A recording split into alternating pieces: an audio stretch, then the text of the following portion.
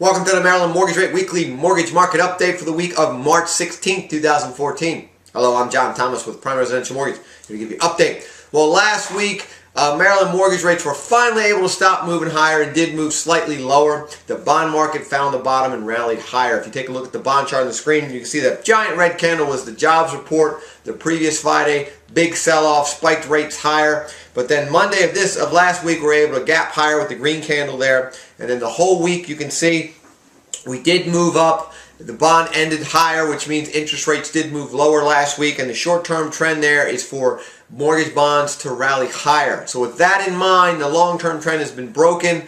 We're going to recommend carefully floating your Maryland mortgage rate to start the week to see if the mortgage bonds can build on this momentum, move higher, and move Maryland interest rates lower. Now, if we dig into the economic news released last week, the first big report was the Producer Price Index, which is a measure of wholesale inflation. That came out negative 0.6%.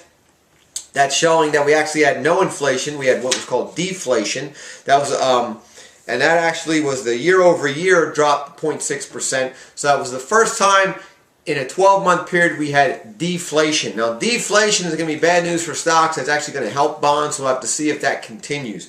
Now, wholesale prices actually dropping, that's what deflationary means. That has not translated to consumer prices yet, so we'll have to see if that moves into the consumer pricing when we get the CPI report released later this month.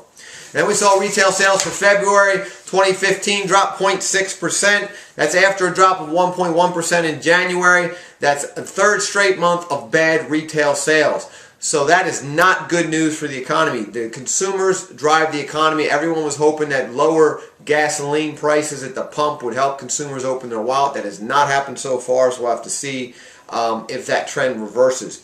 Weekly initial jobless claims came out on Thursday, and surprisingly they dropped 36,000 claims from the previous week to 289,000 claims. Now, jobless claims have been volatile. They've been moving around. Last week was a 10-week high for jobless claims, and we had a drop this week. This coming week is a key report to watch because jobless claims this week will be used in the March jobs report. So if it comes out higher again, that could mean a bad jobs report, and that would help mortgage bonds, so we'll keep a lookout for that. In housing news, CoreLogic released its national foreclosure report for January 2015, which showed the foreclosure market is improving, as only 559,000 homes were in some form of foreclosure. That's down from 822,000 January of 2014. So continues to improve on the foreclosure market. And then Freddie Mac released its March U.S. economic and housing outlook report for 2015.